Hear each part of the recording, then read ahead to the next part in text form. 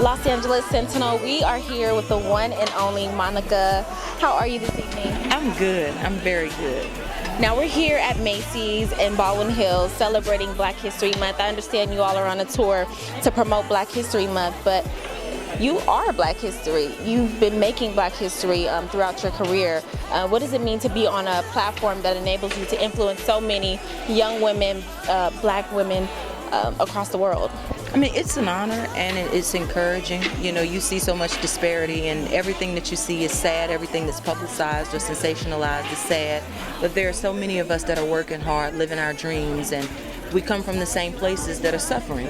So when they see us in these different cities and they get a chance to sit down and talk with us and to really realize that there were no bright lights and cameras when we were kids. We were living the same lives that they were. I think it's just something that reconnects us, and I just want them to be proud of who they are.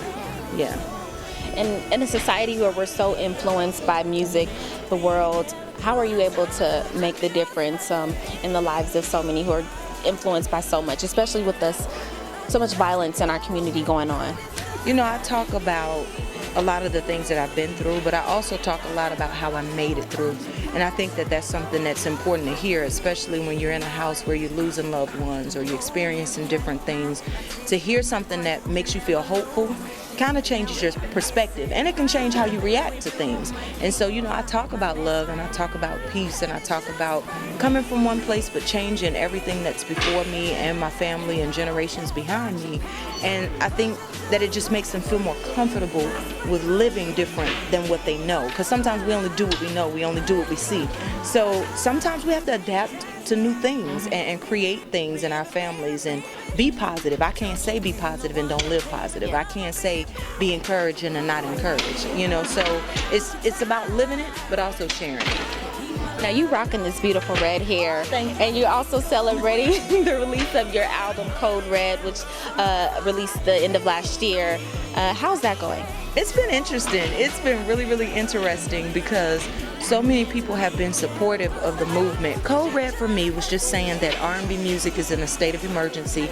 We just want people to love it and respect it and support it and to listen to it again the way that we used to in the 90s, because it's music that matters, because we talk about things that matter. And I like all the genres. I like country, I like the turn up, I like all kinds of music, but we don't want people to forget that R&B is so special and that it can really bring a whole community of people together again. And that's what we did. You know, you think back to the 90s, you could go and see SWV perform, you could see Escape, you could see Monica, you could see Mary, you could see all these different people, influential people that talked about something that you would relate to and resonate with. So it's important that it gets back to that, and it's slowly happening one day at a time. Bring it back, Monica. You bringing it back for us. I can't do it by myself, but you best believe I'll put up a good fight. I heard that. And so what can we look forward to you outside of your album Code Red? Well, I'm looking forward to this tour. We're trying to finish up the package. And I know that it's very frustrating for a lot of the fans that support the music, you know, because they remember how music used to be and how we used to do things, and it's very different now. A lot of what you see me do, it just comes straight out of my pocket. I do it because I love it. And so trying to get the discussions and conversations going to get a video shot to the second single, that's very important to me. My daughter has a new shoe. It's just simply adorable. It's called the Lay of Love boot, and it is through a kid, AKID, so you can go on their site and get it, or just come straight through my page and get it. And my son's want to do a leather line now. Wow. Going on tour in March. The CD is in stores, and I'm also working on some different things. I am a lover of a lot of different things, and because I started at 12, some of them I didn't get to touch, you know, so I've been doing a lot of stuff, just creating companies and stuff, my husband and I, and just doing things that we love outside of our jobs. So we've been busy, but in a very, very, very, very exciting way. You heard that, y'all. Invest into your children. She got, how old is your daughter? She's 2. 2-year-olds with a business.